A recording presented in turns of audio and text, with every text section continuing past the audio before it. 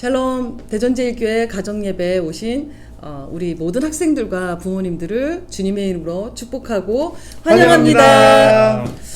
벌써 5주째 영상으로 여러분들을 만나고 있는데요. 너무나 보고 싶고 참으로 그립습니다. 우리 전사님들과 목사님들이 여러분들을 너무 보고 싶고 또 여러분들이 있는 곳에서 힘내라고 저희가 소포박스 하나를 보냈는데 잘 받으셨죠? 다 먹어치운 친구도 있네요. 벌써 다 먹은 친구도 있어요. 너무나 잘했고요. 오늘도 엄마 아빠 함께 가정 예배를 드리는 이 모든 것들 위해 하나님께서 함께 운행하시고 함께 하시길 기도합니다.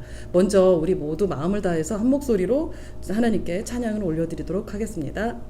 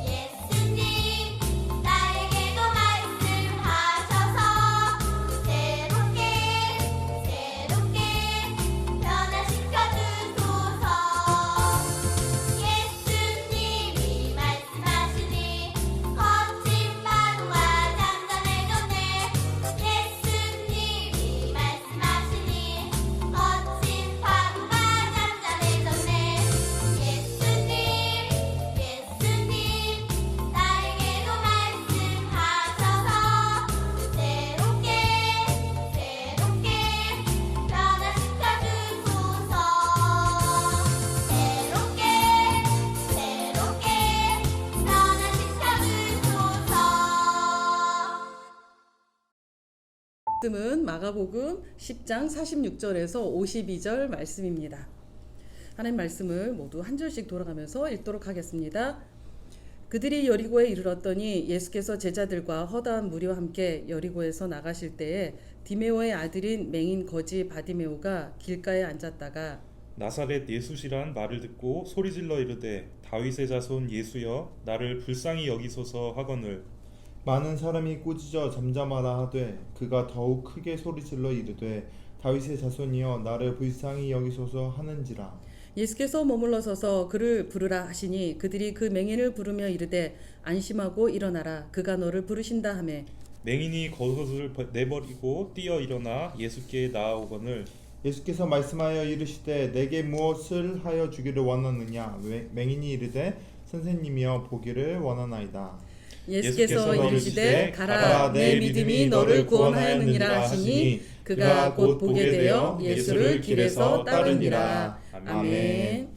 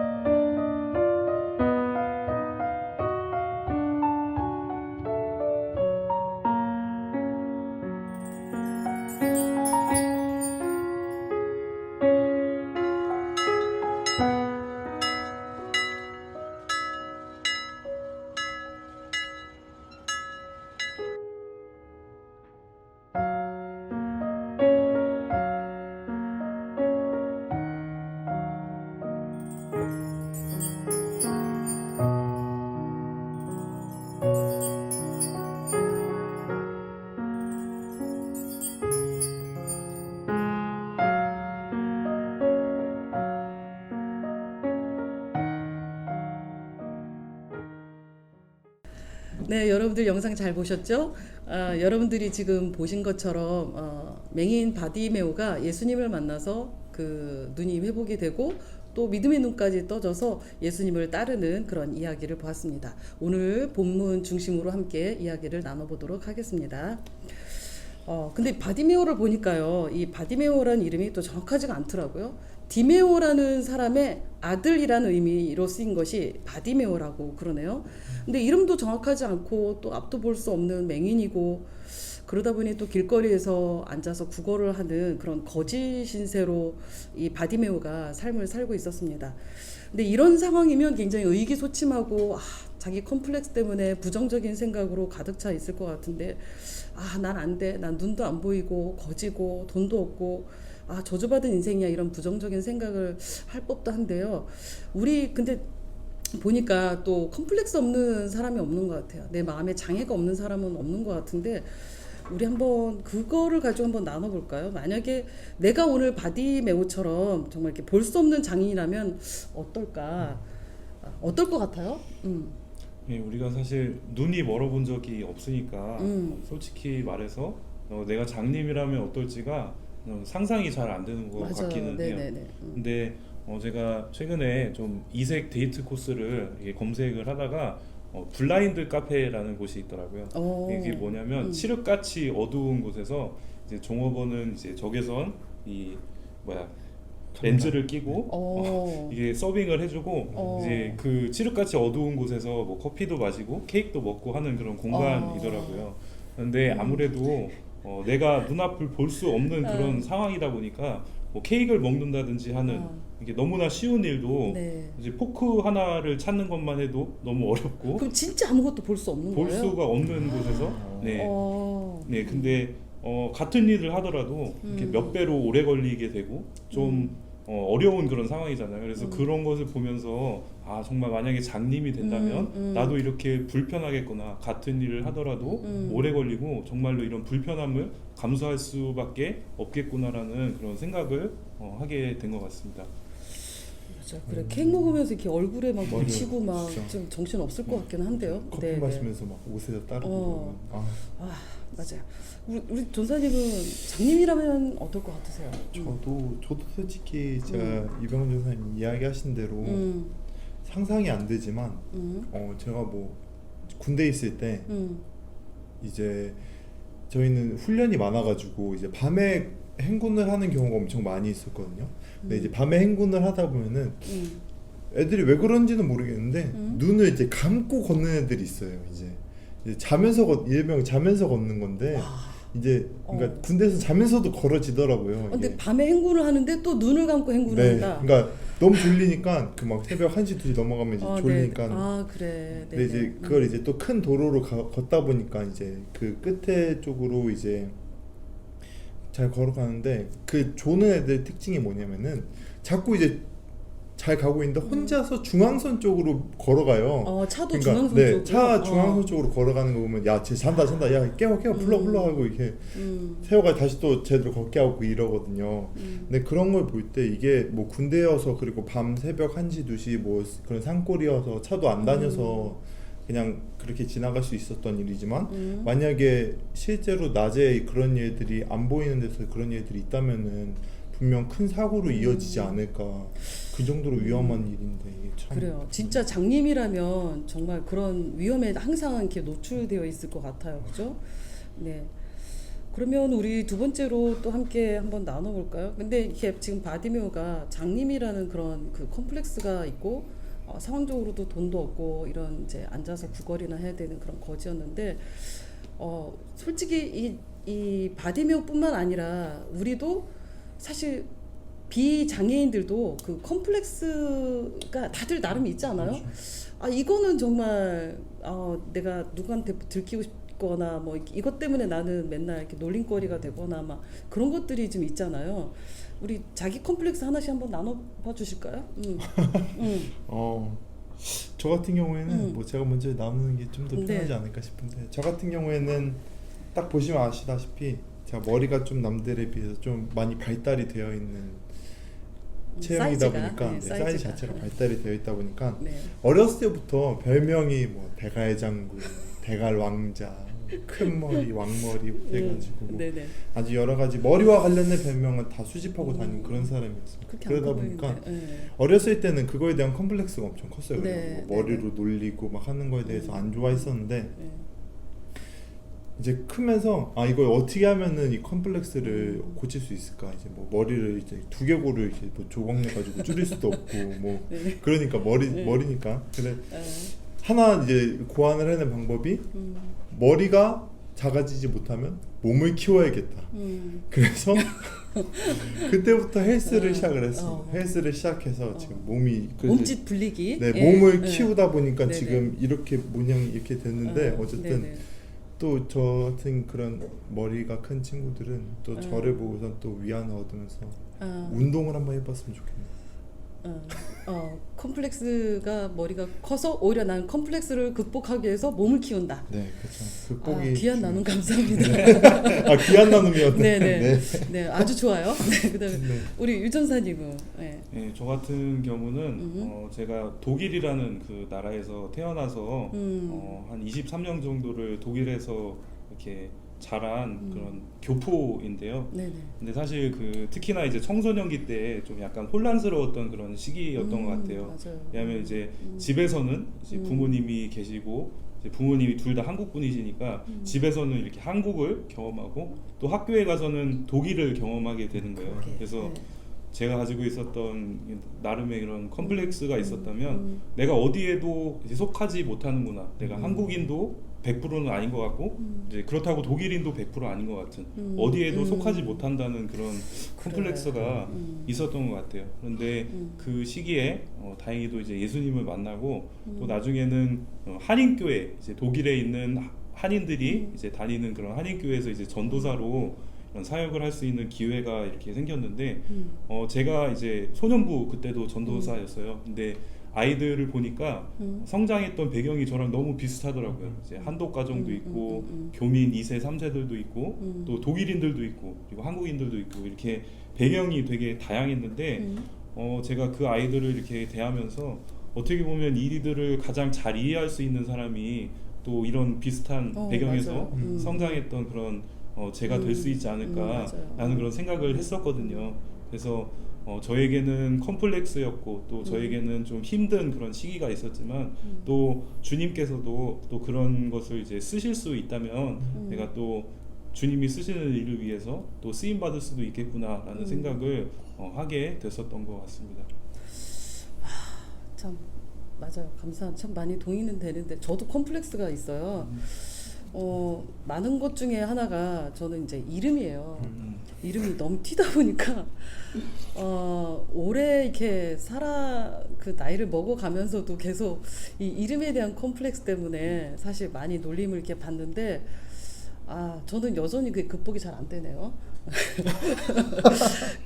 왕비로 승진도 안 되고 그냥 공주로 살아야 되니까 정말. 네. 근데 또 이렇게 나누다 보니까 컴플렉스가 마냥 또 컴플렉스가 또 나쁜 것만 같지는 않아요. 그죠? 우리가 또 이렇게 극복하려고 또 다른 노력을 하게 되고 또 그것을 잘 해석을 하면서 주님 안에서 또 잘 이렇게 쓰임받는 일에 이렇게 참여를 하게 되니까 컴플렉스가 그렇게 나쁜 것만은 아니다라는 생각이 드네요. 그러니까 맹인 바디메오 같은 경우도 맹인이고 또 앉아서 이제 맹인이니까 앉아서 이제 국어를 하던 신세였지만 그에게는 귀가 살아 있었던 것 같아요. 그래서 그 살아 있는 귀로 예수님의 소문을 들었던 것 같아요. 예수님이 나사렛에 나신 분이 있는데 그분이 눈을 뜨게 하시는 분이고 병든 자를 낫게 하시고 막 여러 가지 예수님에 대한 소문을 그 귀로 들을 수 있었던 것 같아요. 못 보는 대신에 더 들을 수 있었던 것 같아요. 그러면서 나도 예수님을 꼭 만나야겠다라는 이렇게 깊은 생각을 했던 것 같아요. 그러니까 이 바디메오가 길가에서 그냥 이렇게 터덜 이렇게 앉아 있다가 나사렛 예수가 지나가신다라는 얘기를 듣고 이 바디메오가 갑자기 벌떡 일어나서 다윗의 예수시여 저를 불쌍히 여기소서라고 이렇게 외쳤거든요.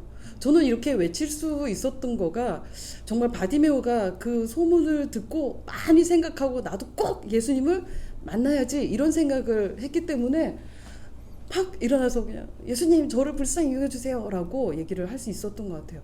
눈은 보지 못하지만 귀는 열려 있었고 그 열려있는 귀를 통해서 예수님을 계속 이렇게 마음에 두고 있었던 것 같아요.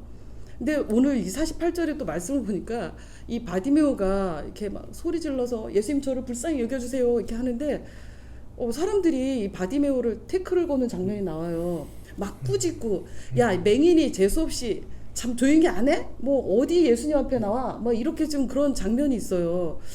왜 우리가 좀 이렇게 잘 해보려고 하고 뭐 적극적으로 좀 예수님 좀 만나보려고 하고 예수님을 잘 믿으려고 하는데 좀 이렇게 핀잔을 주거나 뭐 꾸지람을 주거나 이렇게 모욕을 주는 일도 또 이렇게 흔치 않게 있는 것 같은데요. 여러분들이 혹시 이렇게 이런 핀잔이나 예수님을 믿으면서 또 모욕을 받은 경험은 있는지 또 바디메오라면 또 어땠을까 이런 부분을 가지고 한번 나눠봤으면 이제 좋겠습니다.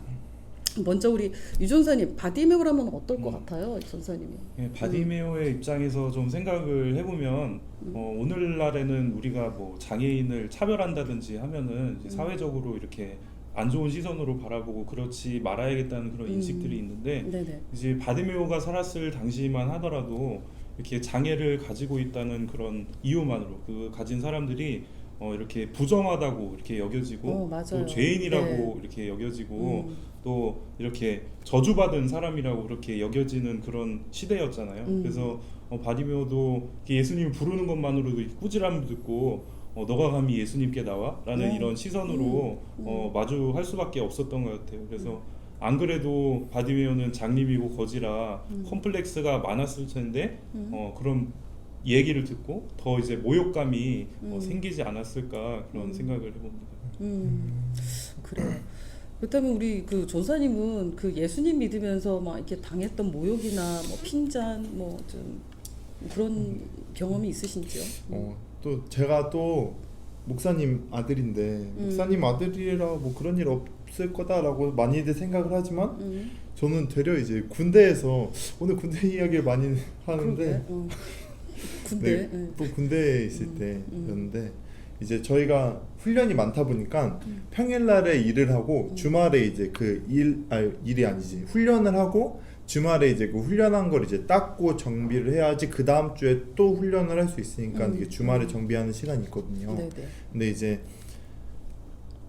그렇게 주말에 정비를 해야 되는데 문제는 뭐냐면은 제가 또 중대 군종병이었어요. 그래서 중대 군종병이 뭐 하는 사람이냐면은 평일날에는 부대에서 같이 사람들하고 같이 훈련을 받고 주말에만 가서 일을 같이 교회 일을 도와주고 군종병 생활을 하는 건데 네네.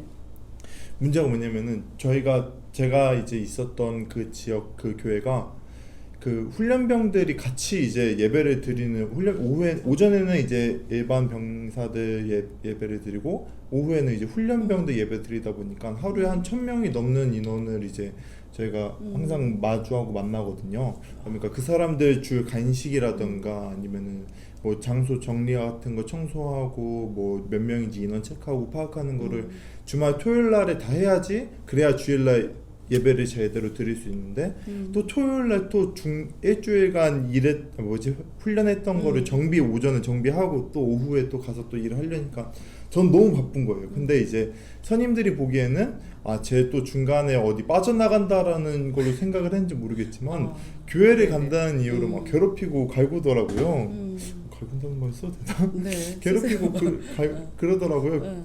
그래가 막 뭐 너는 예수님이랑 너희 부모님이랑 물에 빠지면 누구 구할래? 막 이런 거 해가지고 별 시덥지 않은 질문들을 막 하면서 트집을 잡아가면서 괴롭혔었거든요. 근데 저는 그런 경험들을 겪으면서 더 신앙이 성장했던 것 같아요.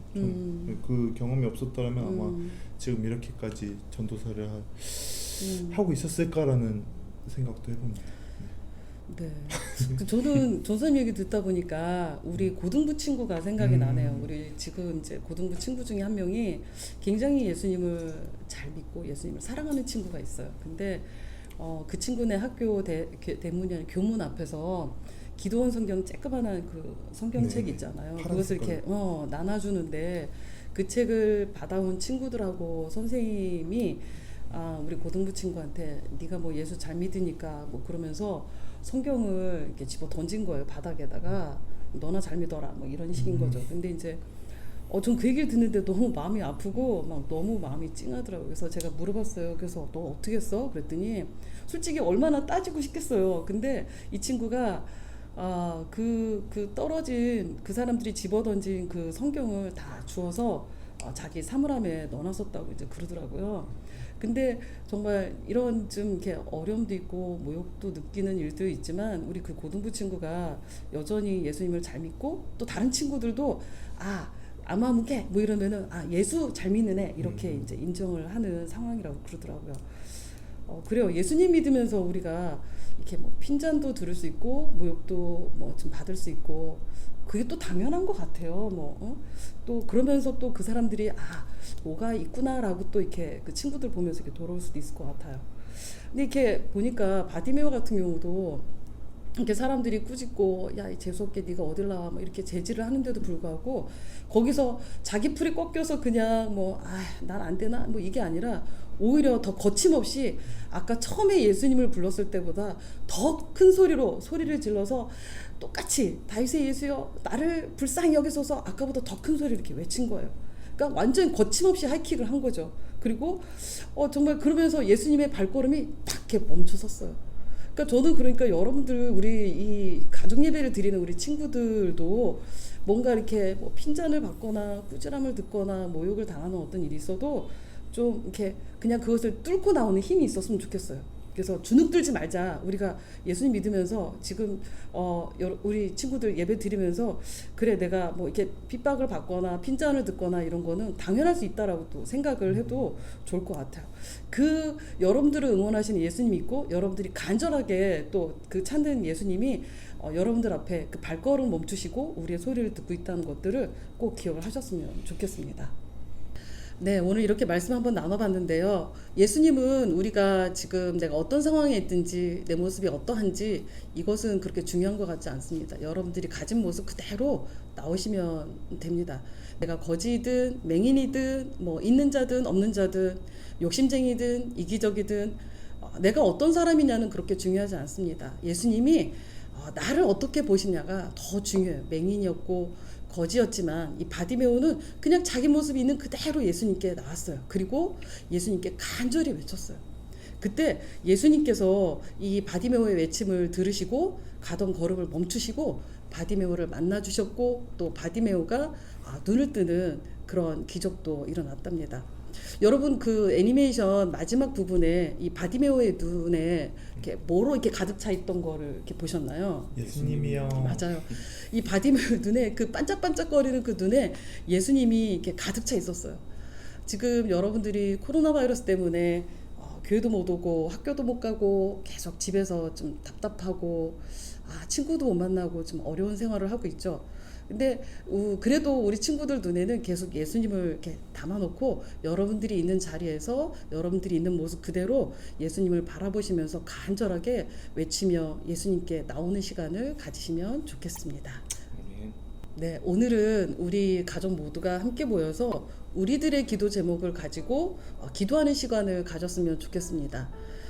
우리가 지금 예수님의 걸음을 멈추게 할 만큼 간절한 우리의 기도 제목들을 함께 나누시면서 이 기도 시간을 갖고 예배를 마칠까 합니다. 가족 모두가 한 명씩 돌아가면서 기도 제목을 나누시고 기도를 함께 하신 후에 주기도문으로 예배를 마치도록 하겠습니다.